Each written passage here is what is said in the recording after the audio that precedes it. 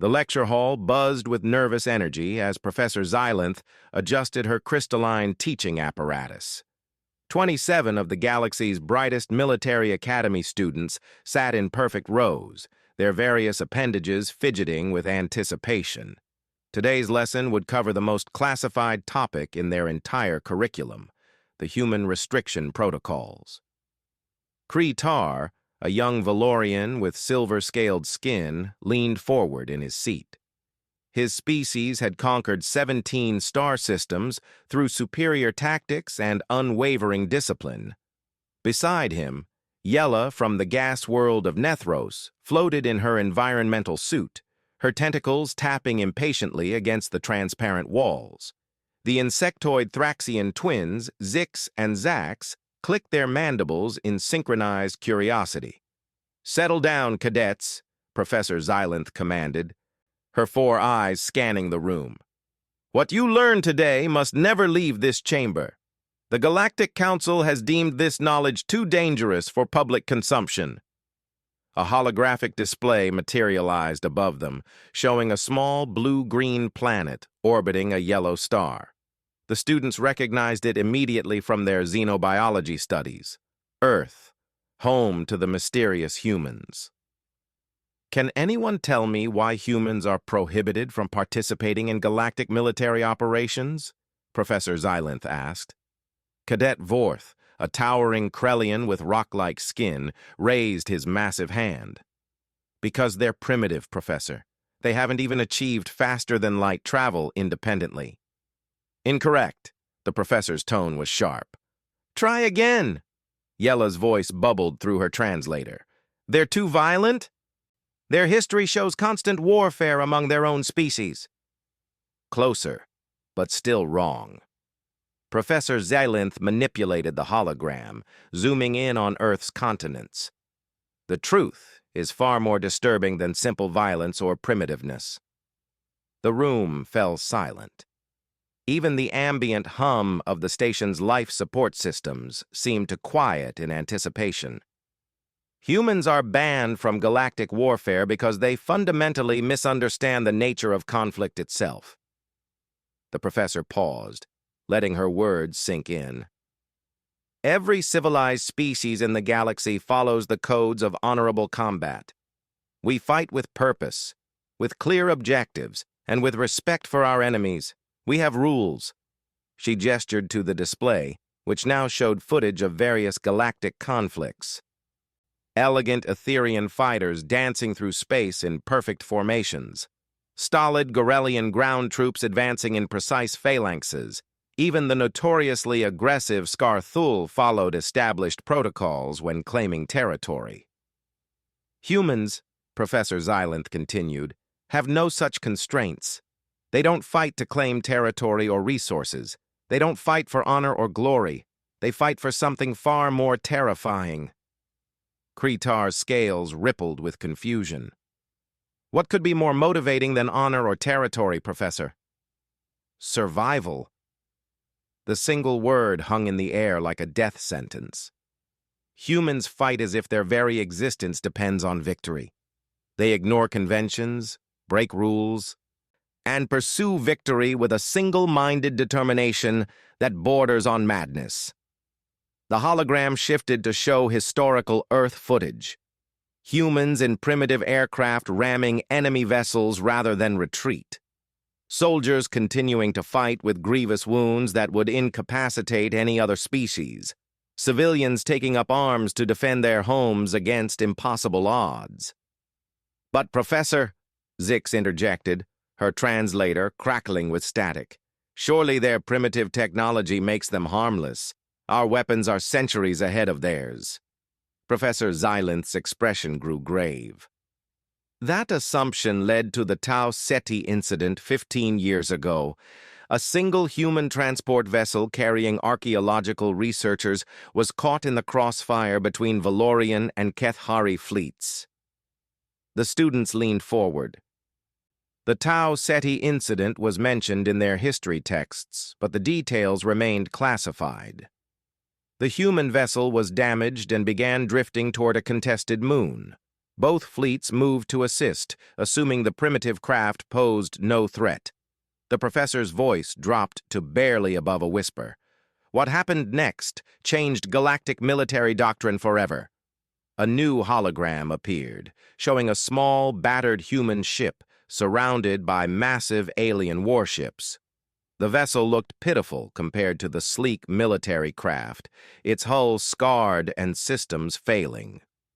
The humans aboard that transport did something no military strategist in galactic history had ever conceived, Professor Xylanth continued. They turned their archaeological equipment into weapons. Cadet Vorth's rocky features creased with confusion. Archaeological equipment? How could research tools threaten military vessels? The humans had mining lasers for excavation, electromagnetic sensors for detecting buried artifacts, and quantum resonance scanners for dating materials. The professor highlighted each system on the display. Individually, these tools were harmless, but humans think differently than we do. The hologram showed the human transport moving erratically between the alien fleets, its course seemingly random and desperate. They realized their mining lasers, while too weak to damage ship hulls, could blind sensor arrays. Their electromagnetic sensors, designed to detect mineral deposits, could interfere with guidance systems when overcharged. And their quantum resonance scanners. Professor Xylanth paused, her 4 eyes blinking in sequence. They discovered that quantum resonance scanners, when operated at maximum power and precise frequencies, could destabilize the exotic matter containment systems that power our faster-than-light drives. A collective gasp echoed through the chamber. Every student understood the implications. Exotic matter containment failure didn't just disable a ship, it erased it from existence entirely. Within 6 minutes, using nothing but retrofitted research equipment, 12 humans managed to disable 4 Valorian cruisers and 3 Kethari battleships. The professor's voice carried a mixture of respect and fear. Not destroy, disable. They could have killed everyone, but they chose restraint even while fighting for their lives. The hologram showed the aftermath. Massive military vessels floating dead in space. Their crews alive but completely helpless. The small human transport, barely operational, broadcasting medical assistance, offers to the very fleets that had been fighting around them. The most disturbing part, Professor Xylanth added, was that they improvised these tactics in real time. No training, no planning, no advanced knowledge of our technology. They simply looked at the situation, analyzed available resources, and found a way to win. Cadet Yella's tentacles writhed nervously. But surely this was an isolated incident, one lucky encounter? That's what the Galactic Council hoped, the professor replied grimly. They were wrong. Professor Xylanth manipulated the holographic controls, bringing up a new set of classified files. The students watched in fascination as star maps appeared, marking various locations throughout the galaxy with ominous red symbols. After Tau Ceti, the Council decided to conduct controlled studies, she explained. They wanted to understand if the humans' tactical innovation was truly as dangerous as initial reports suggested. The display zoomed in on a remote system near the galactic rim. The Xerion testing protocols began 2 years later. Military researchers from 7 species collaborated to design scenarios that would test human problem-solving capabilities under combat conditions. Kretar's scales shifted to a deeper silver, indicating intense concentration. What kind of scenarios, Professor? Standard tactical simulations at first. Ship-to-ship combat, planetary assault, resource denial operations. The humans consistently scored below average in traditional metrics. Professor Xylanth highlighted several statistical charts showing human performance compared to other species. Their reaction times were slower than Kethari pilots. Their strategic planning was less sophisticated than Valorian commanders. Their technology was primitive compared to Etherian systems. Then why were the researchers concerned? Asked Zax, her mandibles clicking with confusion. Because the humans kept winning anyway. The professor's tone carried genuine bewilderment. Not through superior skill or equipment, but through methods that defied conventional military logic. A new simulation appeared on the display, a standard boarding action scenario where attackers attempted to capture a defended space station. The parameters were clearly defined: limited time, specific objectives, predetermined rules of engagement. In this simulation, human teams consistently failed to achieve primary objectives within the allotted time frame, Professor Xylanth explained. However, they always accomplished something the test designers never considered. They captured objectives that weren't part of the mission. The simulation played out in accelerated time, showing human forces ignoring the designated target zones and instead focusing on what appeared to be completely irrelevant sections of the station. While other species fought for control of the command center and weapons systems, humans seized life support, waste recycling, and food production facilities. The professor manipulated the display to highlight these unconventional targets. When questioned about their tactics, their response was simple: control the necessities, and everything else becomes negotiable. Vorth's rocky frame shifted uncomfortably. But that's not how military operations work. You secure strategic assets first, then consolidate control. Exactly, Professor Xylanth agreed. That's how every civilized species conducts warfare. Humans don't seem to recognize the distinction between strategic and tactical assets. To them, everything is potentially strategic. She brought up another simulation, a fleet engagement exercise where participants had to capture a convoy of supply ships while defending their own base. Standard protocol dictated protecting high-value targets while eliminating enemy forces. Human participants ignored the convoy entirely, the professor continued. Instead, they focused their attacks on what appeared to be empty space between the fleets. The students exchanged confused glances. Yella's tentacles rippled with perplexity. Why would they attack empty space? Because it wasn't empty. The hologram shifted perspective, revealing nearly invisible debris fields and sensor shadows that the humans had somehow detected. They were targeting our communication relay drones and early warning sensors, equipment so small and well hidden that most species never noticed them during combat. The simulation continued, showing how the loss of these tiny, seemingly insignificant devices created cascading communication failures throughout the defending fleet. Within minutes, our forces lost coordination, while human ships moved with perfect precision, Professor Xylanth explained. They hadn't destroyed our weapons or shields, they'd simply made it impossible for us to use them effectively. Cadet Thraxian Zix leaned forward, her compound eyes reflecting the holographic light. How did they even know those systems existed? The briefings never mentioned relay drones. That's the terrifying part, the professor replied. They didn't know. They guessed. The word hung in the air like a toxic cloud. Military doctrine across the galaxy emphasized certainty, planning, and verified intelligence. The concept of making critical tactical decisions based on unconfirmed assumptions was fundamentally alien to every species present. Humans call it educated guessing or intuitive reasoning, Professor Xylanth continued. They observe patterns, make assumptions about likely scenarios, and act on those assumptions without verification. When they're wrong, they adapt instantly. When they're right, she gestured to the simulation results showing complete human victory, despite being outnumbered and outgunned. But surely this is inefficient, protested Vorth. Acting without verified intelligence must lead to more failures than successes. You would think so. The professor brought up statistical analyses from hundreds of test scenarios. Human success rates should be catastrophically low based on their methods.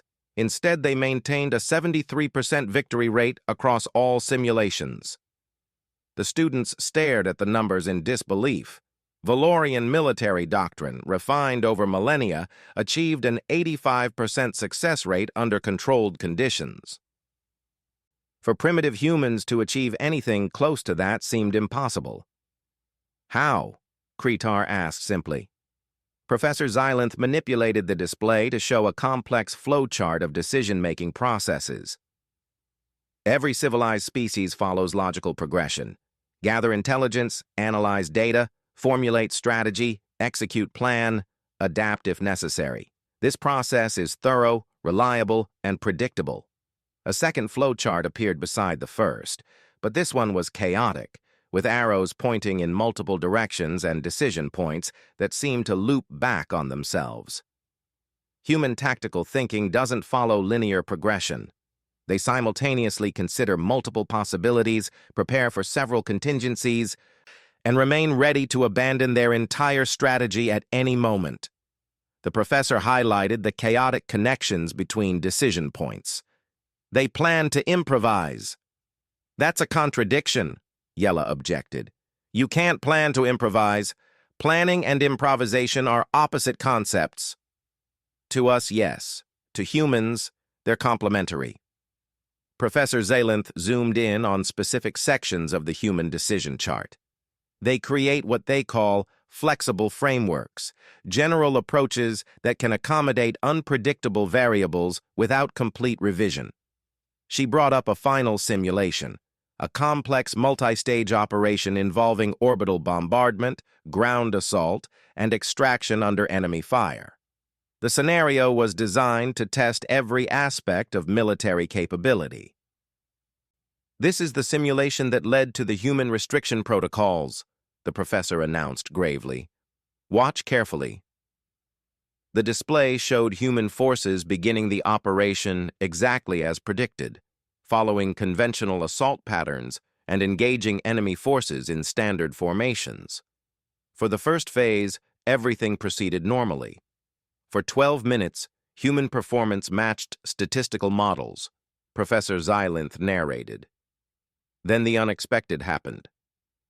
The simulation showed an equipment malfunction in the human fleet, a random system failure that wasn't part of the test parameters. Their primary communication array went offline, leaving ground forces without orbital support coordination. Any other species would have aborted the mission or requested emergency extraction, the professor explained.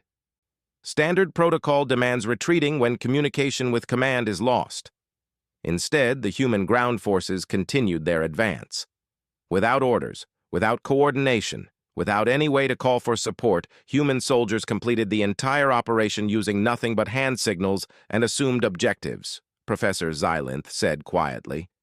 They succeeded not despite losing communication, but because they never needed it in the first place.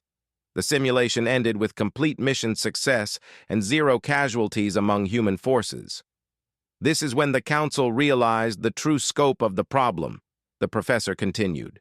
Humans don't just adapt to changing circumstances, they expect them. Their entire military philosophy is built around the assumption that everything will go wrong. She paused, letting the implications settle over her students. They don't fight the war they planned for. They fight the war that actually happens. The lecture hall had fallen into absolute silence. Professor Xylanth observed her students' faces. The mixture of fascination and growing unease was exactly what she had expected. Now came the most difficult part of the lesson.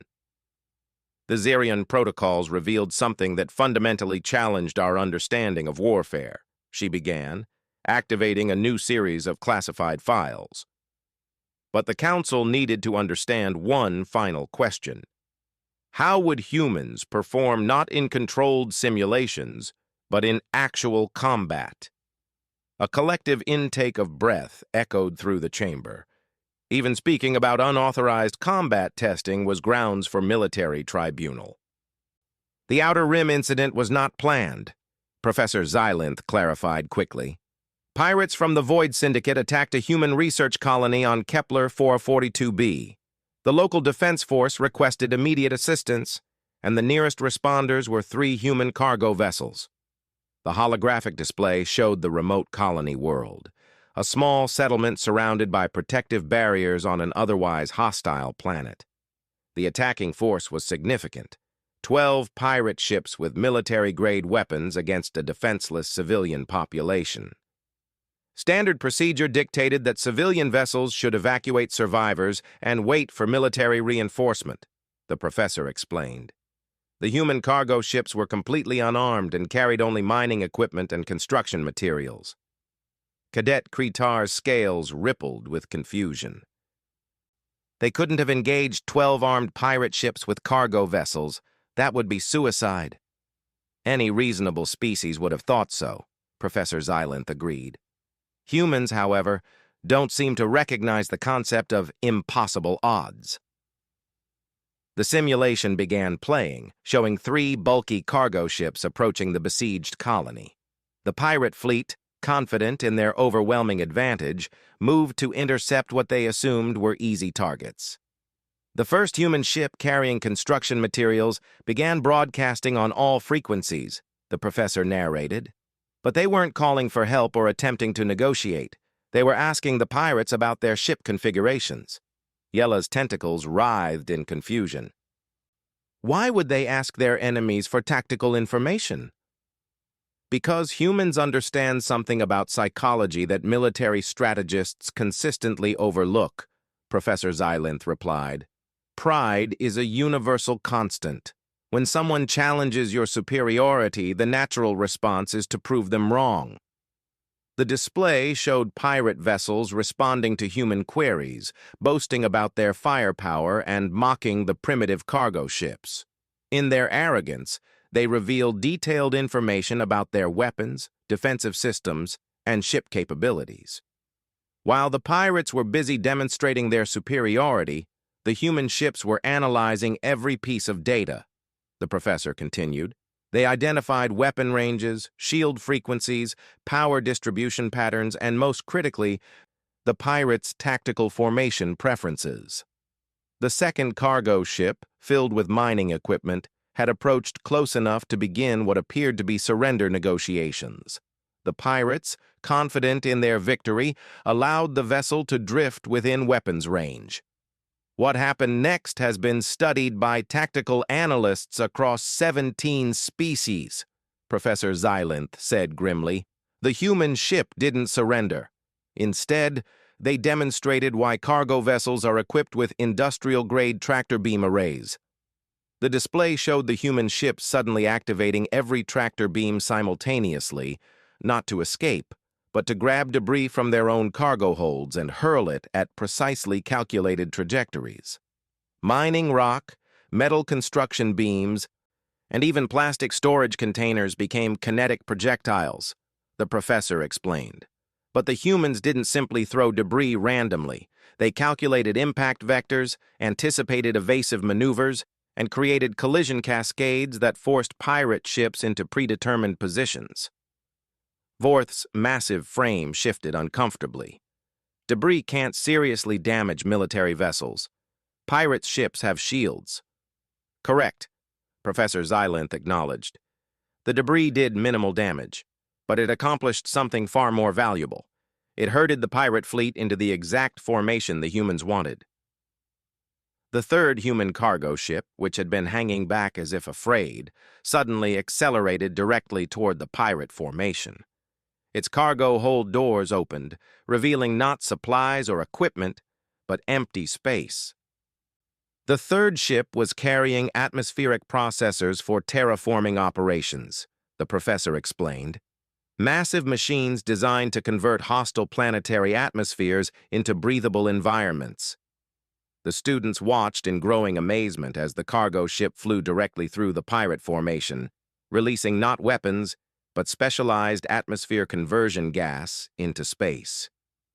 Terraforming gas is harmless in normal circumstances, Professor Xylanth continued. But when exposed to plasma weapons fire, the display erupted in a chain reaction as pirate weapons, firing at the apparently defenseless cargo ship, ignited the gas clouds that now surrounded their entire fleet. The explosion wasn't nuclear or antimatter. It was chemical combustion on a massive scale. The gas explosion disabled every pirate ship simultaneously, the professor announced. Their shields were designed to deflect energy weapons and kinetic impacts, not atmospheric combustion reactions occurring inside their defensive perimeters. Cadet Zix clicked her mandibles in astonishment. They turned their own cargo into weapons? Worse than that, Professor Xylanth replied. They turned the pirates' weapons into detonators for their improvised explosives. The enemy destroyed themselves by trying to fight back. The aftermath of the battle showed all 12 pirate vessels floating dead in space, their crews alive but completely powerless. The 3 human cargo ships, despite taking significant damage, had suffered no casualties. But Professor, Zax interjected, surely this was just clever improvisation under desperate circumstances? Professor Xylanth's 4 eyes blinked in sequence, a sign of deep concern among her species. That's what the council hoped, so they conducted post-incident interviews with the human crews. A new display showed transcripts of the interrogation sessions. The responses were documented in precise detail. When asked how they devised such complex tactics under pressure, the humans seemed confused by the question. The professor read from the files. "We just used what we had," they said. "Anybody would have done the same thing." The transcript continued with increasingly frustrated council investigators trying to understand human tactical thinking. When pressed for details about their planning process, one human responded, "Planning? We didn't have time to plan. We just figured it out as we went along." Professor Xylanth looked up at her students. "They had no predetermined strategy. They invented everything during the battle." Yella's environmental suit buzzed with agitation. "That's impossible. Complex tactical operations require extensive preparation and coordination." "That's what every military expert in the galaxy believed," the professor agreed, "until humans proved otherwise." She brought up the final document in the classified files, a thick report stamped with the highest security classifications. The council's conclusion was unanimous, Professor Xylanth announced. Humans represent an existential threat to established galactic order, not because they're aggressive or technologically advanced, but because they make warfare itself unpredictable. The report's summary appeared on the display, its implications chilling in their simplicity. Every species in galactic civilization conducts warfare according to logical principles: superior firepower, tactical advantage, strategic positioning, resource control, the professor read. These principles allow conflicts to be modeled, predicted, and contained within acceptable parameters. She paused, looking directly at each student in turn. Humans ignore all established principles and consistently achieve victory through methods that should not work. The professor's voice carried the weight of galactic authority. They have weaponized unpredictability itself. The final entry in the report appeared. Recommendation: under no circumstances should human tactical capabilities be integrated into galactic military operations. Their methods, while effective, would fundamentally destabilize the strategic balance that maintains peace between civilized species. This is why humans are barred from galactic warfare, Professor Xylanth concluded. Not because they're too primitive or too violent, but because they're too creative. They fight wars that nobody else knows how to fight, using rules that nobody else understands. The lecture hall remained silent as the holographic displays faded. 27 future military officers sat stunned, their understanding of warfare forever changed.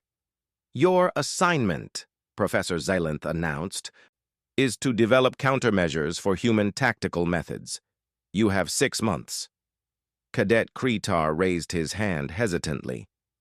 "Professor, how do you defend against tactics that haven't been invented yet?" Professor Xylanth's expression revealed the futility she had been concealing throughout the entire lesson.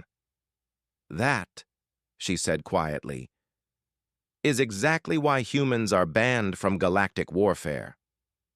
The students filed out in contemplative silence, each carrying the knowledge that somewhere in the galaxy, on a small blue planet, an entire species was casually rewriting the fundamental nature of conflict itself, without even realizing they were doing it.